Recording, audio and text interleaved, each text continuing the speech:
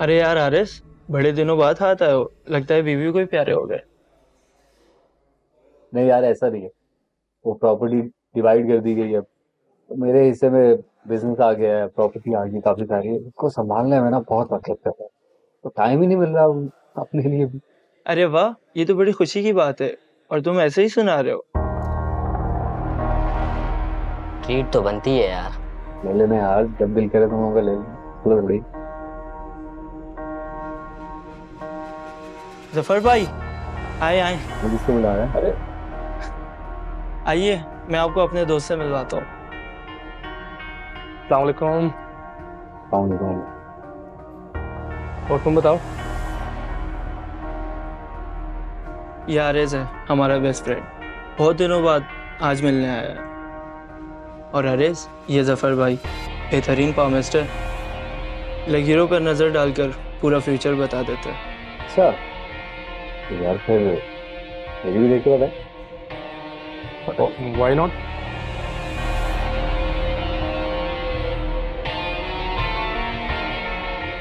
अरे वाह, ये साल तो आपके लिए बड़ा खुशबख्ती का साल है। आपको वो सब कुछ मिल गया जिसकी ख्वाहिश आपने बरसों से की थी।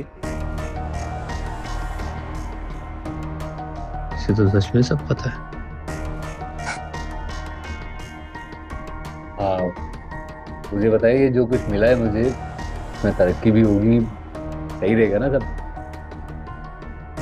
आपकी खुशबख्ती में सबसे बड़ा दखल आपकी बीवी का। आपकी शादी इसी साल हुई है ना। जी।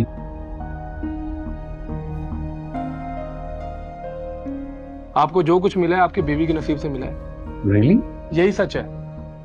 जब तक वो आपके साथ रहेगी, कामयाबी आपके कदम चूमती रहेगी। मगर याद रखें, उनका साथ कभी ना छोड़िएगा। जो कुछ आपको मिला है वो छीन भी सकता है, इसलिए उन्हें खुश रखें और उनकी हर ख्वाहिश पूरी कीजिएगा। ठीक है, मैं बिल्कुल ऐसे ही करूँगा। क्या करूँगा?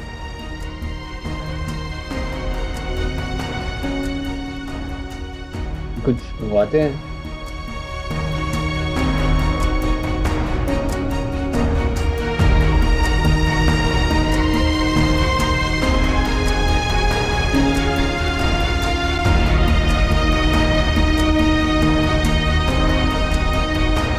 चलो भाई, खुदा हाफिज मेरा बेटा।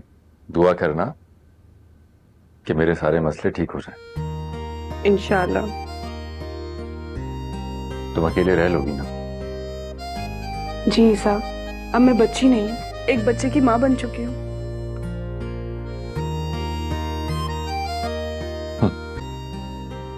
तबा, तुम मेरी ताकत हो। अगर तुम ना होती तो मैं कभी ना संभल पाता, टूट कर बिखर चुका होता। साहब ना उम्मीद ना हो।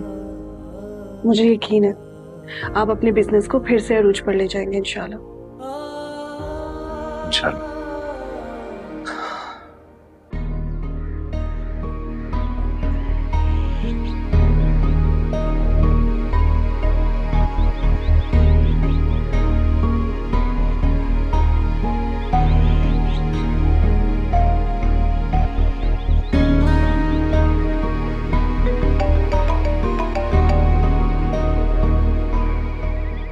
सरमत की कॉल?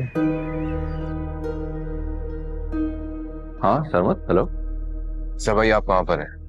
फिलहाल तो घर पर हूँ, ऑफिस जाने के लिए बस निकल ही रहा था। तुम बताओ, क्या हुआ? खैरियत है? अरीशा की तबीयत बहुत खराब हो गई है। वो कल अपनी अम्मी से मिलने गई थी, उसके बाद से उसकी कैफियत कुछ अजीब सी है। तो फिर तुमने वहां उसको जाने क्यों दिया? ईसा भाई, मैं उसे कैसे रोक सकता था? वो अपनी अम्मी से मिलना चाह रही, उसका हक है। अच्छा ठीक है, मैं फिर शाम में आता हूँ। शाम में नहीं, आपको अभी आना पड़ेगा। अरीशा की हालत बहुत खराब है, उसे सब कुछ याद आ गया, बहुत रो रही है और आपको याद कर रही है, बुला रही है आप।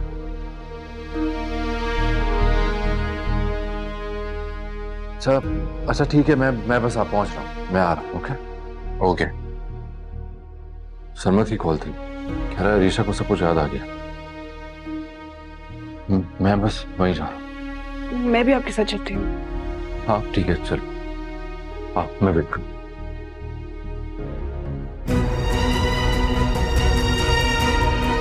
तुमने कोई बुरा ख्वाब देखा होगा। अब रिलैक्स हो जाओ, अच्छी डाइट लो, नींद पूरी करो, जरा ध्यान से सोचो कि हकीकत क्या है, फिर ही हम उस चीज पे गौर कर सकेंगे। भाभी मैं सच कह रही हूँ, मैंने वहां शकील को ही देखा था। हो सकता है उसकी मिलती जुलती शक्ल का कोई और शख्स हो। नहीं भाई, वो शकील ही था। अच्छा अच्छा, हम इस बात पर गौर करेंगे।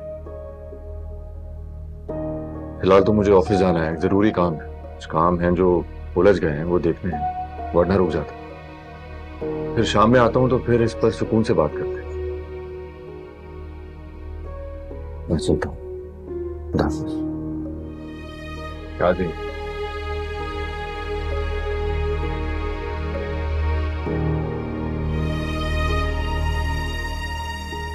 कुछ नहीं होगा। हमें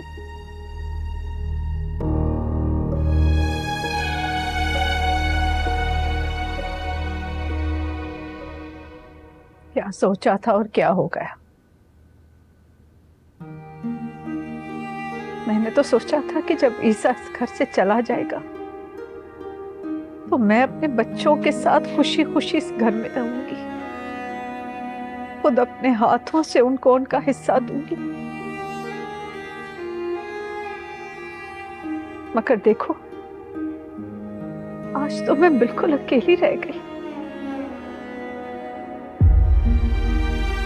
आरेस को अपने शुगल से फुर्सत नहीं, अरबाज छोड़ के चला गया, और अनीशा वो भी नाराज हो गई। अल्लाह ना करे आपा आप अकेली हो, मैं हूं ना आपके साथ, आपका भाई। और आपा बच्चे भी आ जाएंगे बहुत जल्दी, कुछ दिनों की बात है आपा। आरिस तो इधर ही है, अरबाज भी आ जाएगा, हर्षी भी मान जाएगी आपा। तुम सच कह रहे? हाँ आपा, बच्चे माँ से ज्यादा दिन दूर तो नहीं रह सकते ना। तुम तो मेरे भाई हो, हमारी रगों में एक ही खून है। तुम्हारे अलावा मेरे दुख को कोई नहीं समझ सकता, और एक तुम ही हो जो मेरे सारे हालात जानता है। जी आपा, मैं आपके दुख को समझता हूँ और हमेशा आपके साथ हूँ। तुम्हें पता है मैंने इकराम की शादी क्यों की थी? वो उम्र में मुझसे बड़े थे, शादीशुदा थे, एक बच्चे के बाप थे। उस गुर्बत से तंग आ गई थी सब।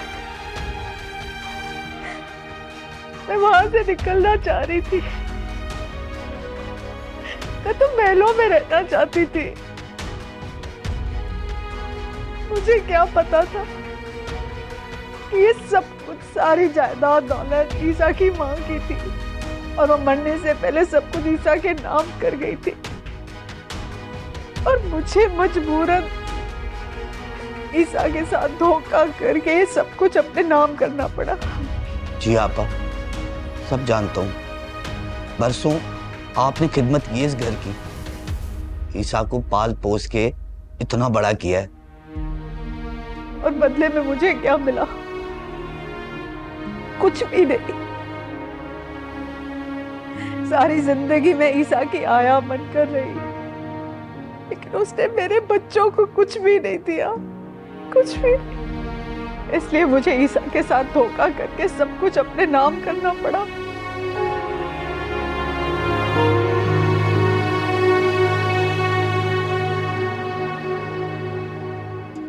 आज देख लो, दौलत जायदाद सब है मेरे पास, लेकिन मेरे पास मेरे बच्चे नहीं है।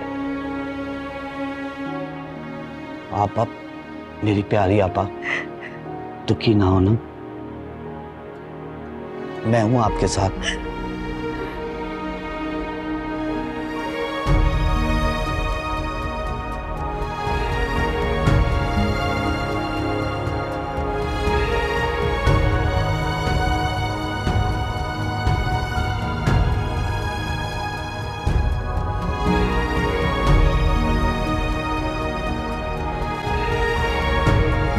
ये सारे प्रोजेक्ट हाथ से निकल चुके हैं, मुझे हैरत है, कुछ पार्टीज तो बहुत पुरानी थी। सही कह रहे हो, पार्टी से पुरानी थी, लेकिन इनके मालिकान इस दुनिया से रुखसत हो चुके हैं और अब इन कंपनीज को उनके बच्चे चलाते हैं। और आज की नस्ल के मुताबिक पैसा ज्यादा अहमियत रखता है बनिस्बत ताल्लुकात के। हाँ, आप ठीक कहते हैं। आरएस ने उन पर बहुत पैसे खर्च किए हैं, मगर आरएस के पास इतना सरमाया था क्या? इसी बात पर तो मैं भी बहुत हैरान, क्योंकि हर महीने एक मखसूस अमाउंट उसके अकाउंट में जाता था, बाकी पैसे मैं कुछ दे दिया करता था उसे। कोई महीने के आखिर तक खर्च हो जाते थे और अक्सर तो वो मुझसे और पैसे मांगता था। खैर, जो होना था वो तो हो चुका है। करीम साहब, कंपनी अकाउंट देखकर मुझे बताएं कि इस महीने की एम्प्लॉइज की सैलरीज हम दे सकते हैं या नहीं। जी, मैं कर चुका हूं, मगर पूरे नहीं होंगे।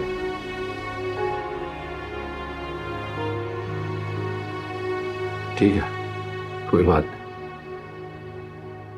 आप एक काम करें, ऑफिस की कोई बाइक निकालें और उसकी सर्विस करवाते हैं।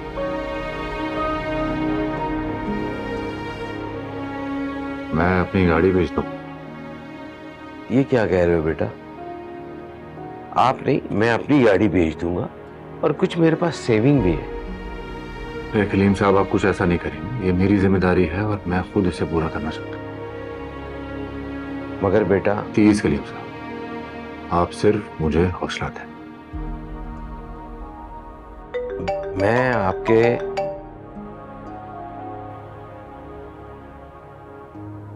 हाँ बिलाल। इंटरनेट में जिसने खबर वायरल की थी वो दोनों मुजरिम पकड़े गए हैं। हाँ, उनसे हमने सब कुछ मालूम कर लिया है, और तुम्हें ये जान के शायद हैरानी हो कि उनके पीछे जो दिमाग काम कर रहा था वो तुम्हारे कजन शकील का था। क्या?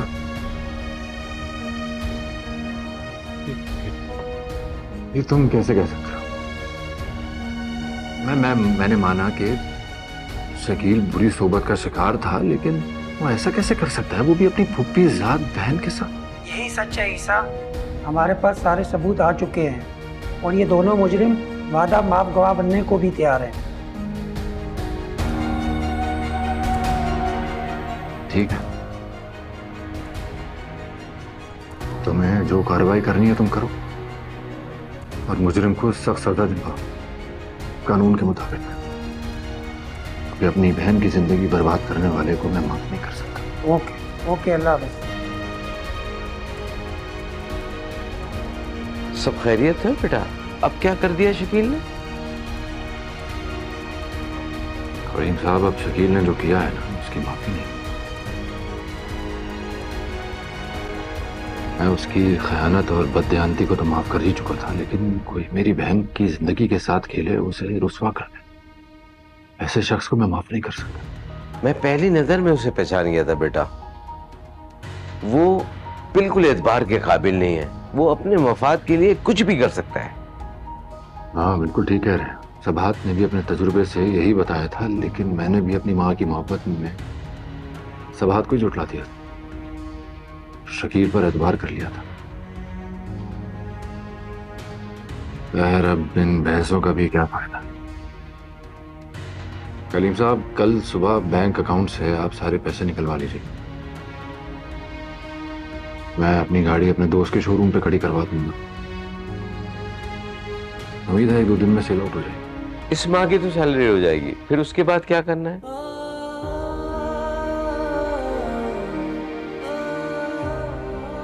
हाँ, ऑफिस के सारे वर्कर्स के साथ माजरत कर लीजिएगा। मुझे नहीं लगता कि मैं एक भी वर्कर को अफोर्ड कर सकूंगा। कोशिश करूंगा सारा काम खुद ही करूं। आप फिक्र ना करें, मैं आपके साथ हूं।